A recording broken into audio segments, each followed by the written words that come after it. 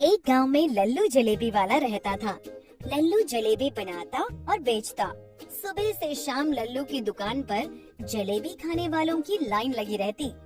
यहाँ तक कि उसकी जलेबी खाने दूर गांव से लोग आते। अरे भाई, इस लल्लू के हाथ में तो जादू है। क्या जलेबी बनाता है ये। वाह, मजा ही आ गया। सही कहा सोनू भाई। लल्लू भैया, मुझे जरा 50 रुपए की जलेबी दे दो, घर ले जाऊंगा। घर वालों को भी आज खुश कर दूं। तो इस प्रकार लोगों को लल्लू की जलेबी बहुत अच्छी लगती। लल्लू अपनी प्रसिद्धि से जिंदगी में बहुत खुश था। एक दिन एक आदमी लल्लू की दुकान पर जलेबी खा रहा था। उसे जलेबी बहुत स्वादिष्ट लगी। उसने लल्लू से कहा, लल्लू भाई, तुम्हारी ये जलेबी तो बहुत स्वादिष्ट है, एक प्लेट और लगा दो। जलेबी तो उस आदमी को पसंद आ ही गई थी। खाते खाते उसने लल्लू से कहा, भाई मजा आ गया। ऐसा लग रहा है मानो किसी ने अमृत रस भर दिया हो इस जलेबी में। धन्यवाद भाई साहब, अब तो बस इसी काम की आदत हो गई। जलेबी बनाओ और खिलाओ। वैसे अगर जलेबी के साथ बढ़िया मलाईदार रबड़ी भी होती तो मजा आ जाता। आपकी बात ठीक है, पर मुझे सिर्फ जलेबी बनानी आती है। वैसे भी जलेबी बनाने में सारा दिन बीत जाता है, तो रबड़ी कैसे बनाऊं? अरे लल्लू भाई, क्या बात करते हो, उसके लिए हलवाई रख लो। एक बहुत ही बढ़िया रबड़ी बनाने वाले हलवाई को जानता हूँ। कहो तो कल ही उसे ले आता हूँ। विश्वास करो, दुकान और भी अधिक प्रसिद्ध हो जाएगी। अब लल्लू उस आदमी की बात गौर से सुनने लगता है और मन ही मन सोचता है, हमारी जलेबी तो चल ही रही है कब से। कुछ पैसे तो हम जमा कर ही चुके हैं, अब जरा काम को बढ़ाया जाए। अरे बाबू, हम तैयार हैं। चलो फिर ठीक है लल्लू भाई, कल सुबह मिलो। अगली सुबह वो आदमी रबड़ी बनाने वाले हलवाई को लल्लू से मिलवाता है और काम भी शुरू हो जाता है।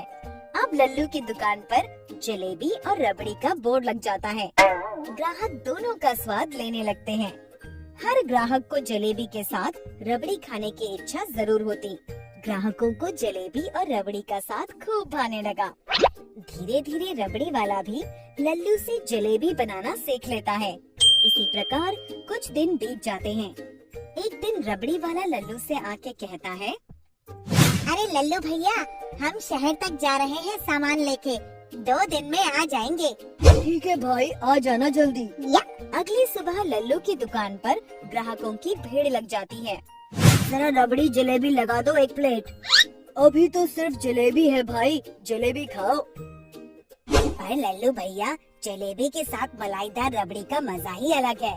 बिना रबड़ी के जलेबी का स्वाद नहीं आता।